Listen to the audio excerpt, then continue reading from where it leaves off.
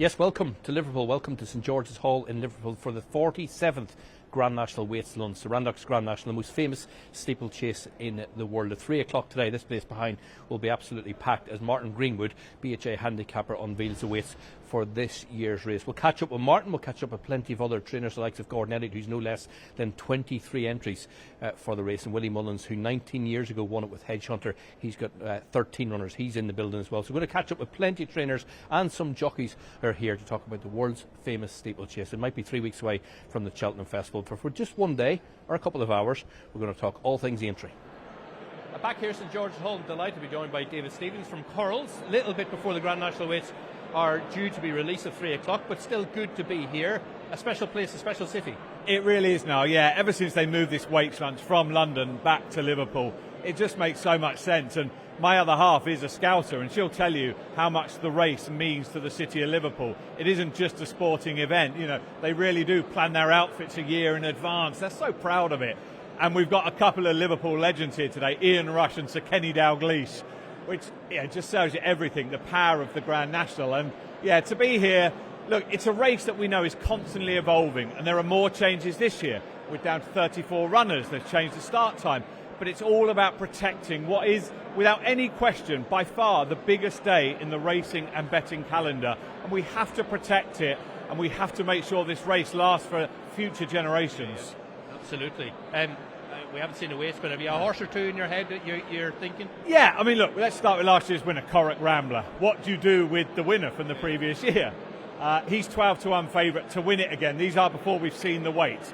Then there's massive Irish representation. Marla Mission, no surprise. Vanillier, runner-up last year, absolutely. What are they going to do with those horses? But one I've got a particular eye on is Kitty's Light, trained by Christian Williams. Christian has an incredible record in Coral-sponsored races. Welsh National, Scottish National, Coral Trophy.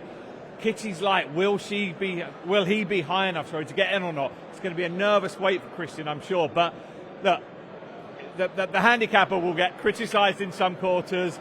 On the whole, though, the weights are going to be framed, as we know. It's all about quality horses. It's going to be Hewick, a Ladbrokes King George winner in the race. I'm sure he's going to be somewhere near the top.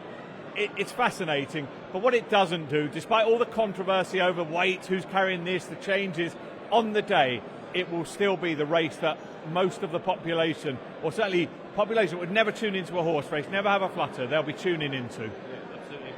What you need for Kitty's Light, you haven't thought about this, get your Coral-sponsored jockey booked. Sean Bowen. Sean Bowen, of course. Sean, who was off for, I think, longer than clearly was ideal with that injury, which shows you the perils of jump, being a jump jockey and having a bet. In the meantime, Harry Cobden closed the gap. Harry now has a slight lead. Sean is back now, hungry for it. He's even said, look, come the big meetings, the Cheltenhams, he might be off somewhere else looking for winners. What price is he? Have you got a price? Yeah, he's 3-1 now, which we were saying off air, just getting to a price. 1-4, Harry Cobden. Look, Harry's got Paul Nicholls behind him. Sean's got Ollie Murphy and others. I hope, because I like Harry Cobden. He's a brilliant jockey and a lovely, lovely fella.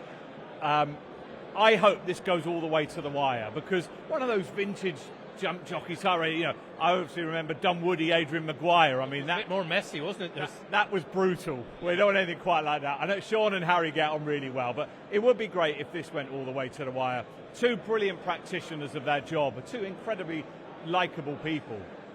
Good stuff. Right, you go have a glass of champagne. Let me know what you think about the weights later. We'll speak to you later. I'm going to go and pester Sir Kenny Dalglish. Yeah, good stuff.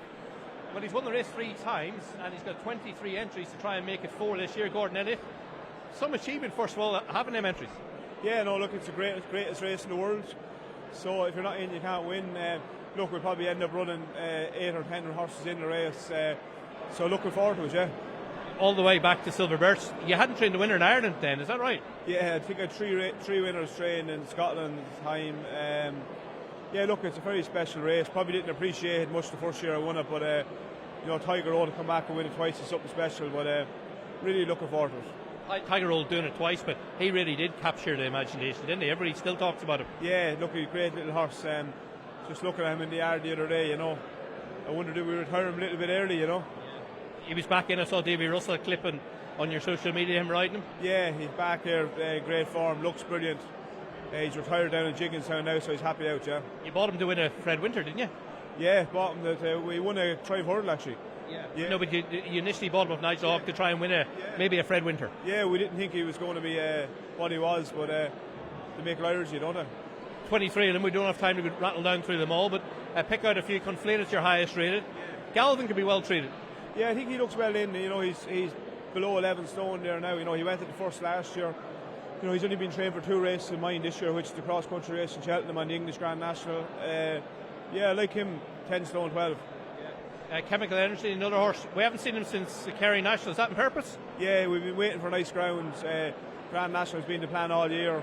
You know, he does some real soft ground. If wound up nice, I think he's another horse with a massive chance. Fury Road? Yeah, he's in there. He's a Grade 1 winner. You know, probably not getting any younger.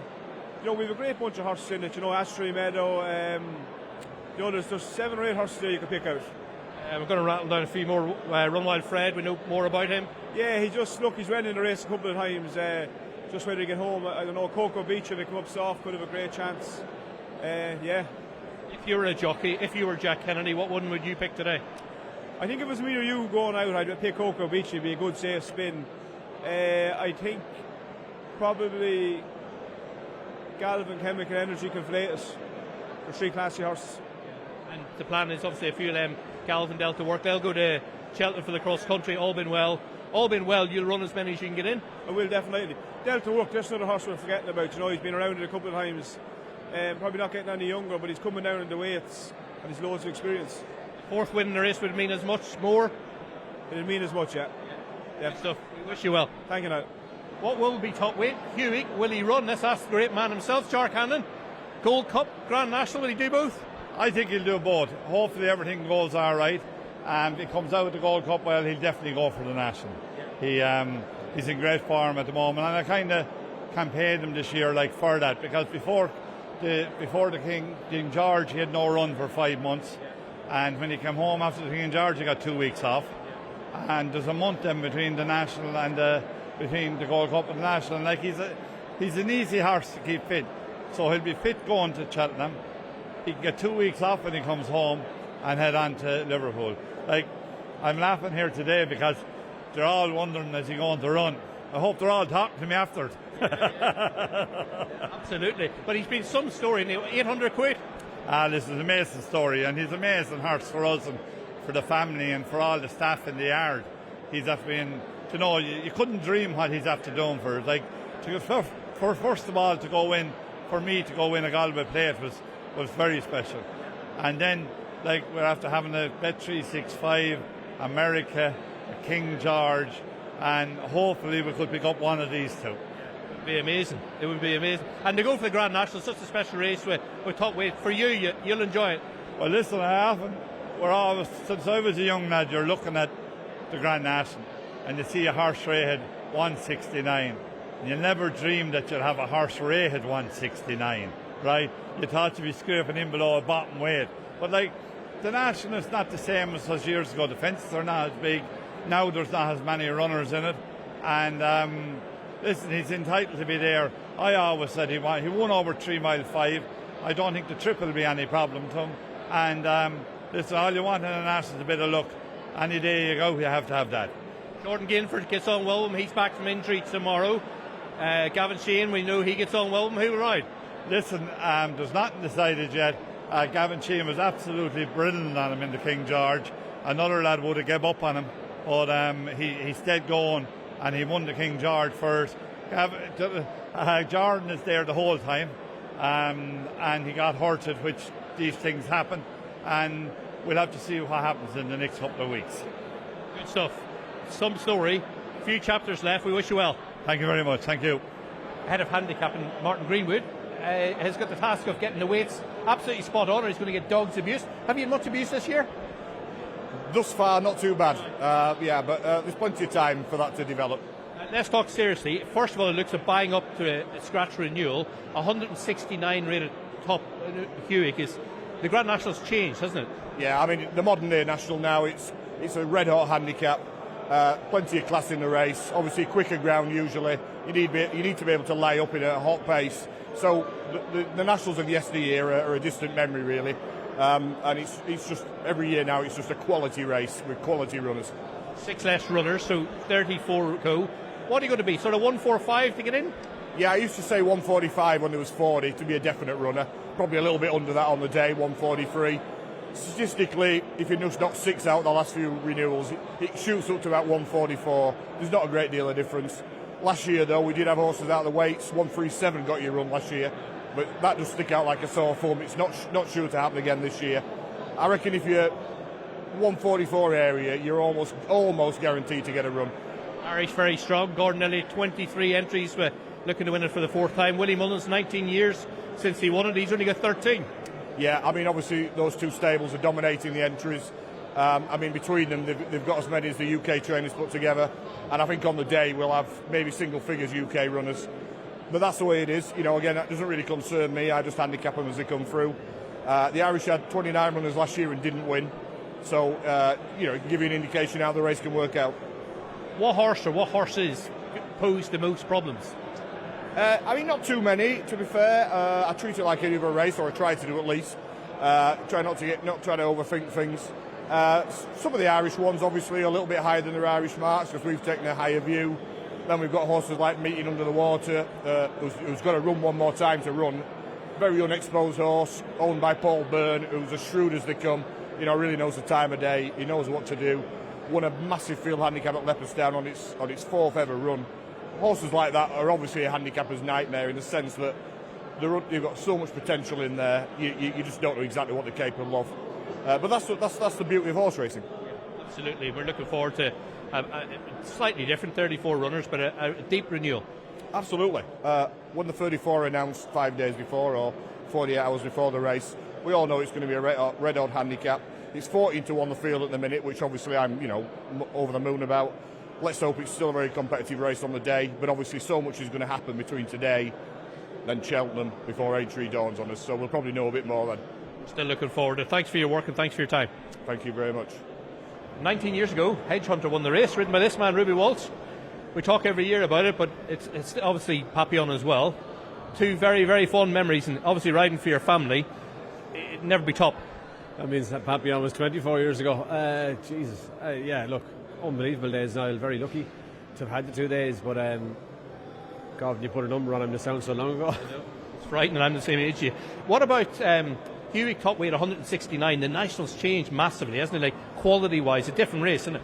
It is, but even like you don't have to go that far back to see the difference. You think Synchronise was top weight off 161, Neptune Collonge won off 154. But that's inflation, I think. And the bottom is pushing the top upwards. Is there any better race now than that race? Well, Neptune Collonge was behind Quarter Star and Dem, and arguably the best Gold Cup in our life. I don't think it is. I think that's just pure inflation, and that's from too much racing at the very bottom. Yeah. So your 90 horse becomes 100, and the 100 horse beats him. He becomes 110, and onwards and upwards it goes. So, look, it is a great race. I think there does need to be a few more changes to the conditions of it, but it'll be a great race. Like what? I think you should have 6 completed starts to run in the race. I think there's loads of big race handicaps that novices can run in without running the English Grand National, so I don't think they should be in it myself. I think the National should count. If you finished in the first 6 last year, you should be back in. And I think every other horse should have to run 3 times in the season and finish in the first 5 in a 3-mile chase. Yeah, really police it. You don't want the top 34 rated horses in the race. You want the best 30 the horses that are in the best 34 horses in form at the start. Yeah. That's what you want. In the last few months. Yeah. Gordon Elliott's only 23 in it. Willie Mullins is only 13. Obviously, Willie, you're close to. What makes appeal to you? Of Willie's, I would say Capodanno's a class horse. If Hewick was to run with 11.4, he'd have a squeak. And Meeting of the Waters as a novice, I'd say he could still be well ahead of Martin. Away from Willie's, any more that you like? Corrick Rambler was very good last year, and it wouldn't shock me if he was to go back to back. I thought he'd won at Beechers. He was going that easy. He was in front then way sooner than Derek Fox wanted to be, but he pulled himself up, and that might be the winning of another national for him. Good stuff, good to catch up. And you. Corrick Rambler won it last year. He's going to try and do it again. The man who rides him out, Peter Scudamore. We're not going to talk about your record in the national, are we? We'll talk about Corrick Rambler. Yeah, look, he seems to have a racing weight. I suppose you get how appreciative you are of these horses, how lucky we are to have them. And then you also see, you know, everybody criticised Tiger Roll. They would, with the weight, he wouldn't run him, and this, that, and the other. And then you just realise how difficult it is, you know. So I come here today, surreal feeling, and just appreciate the great horses that have gone before and how difficult it is to win more than one. Yeah. And the race has changed since you were riding. No, the quality Hewick, top weight 106.9. You'll be hoping he runs. Shark Hanlon tells us he will run. Yeah, obviously I know that Shark's a good sporting man, and no matter what weight Hewick's got, he will run him. Yeah. Which is great. Great for you. How is Corrick Rambler? Yeah, he seems very good form. Look, he does what he does through the autumn, doesn't he? He always has. And I don't think he comes to himself. Perhaps we don't train him very well, and it just works in our favour, doesn't it? So he seems to be working well. You ride him still a lot? I do ride him most days. Derek rides him for his major work, but I do, and his last rides him when I don't. So no, he seems fine. He's only, he's 10. He should be able to maintain his form. Yeah. Will we see him in the Gold Cup first? Yes, I think so. I thought he ran a good race. If you look at his ratings, I thought when he ran at Haydock, he ran a good race. Up to that. Stayed on, didn't he?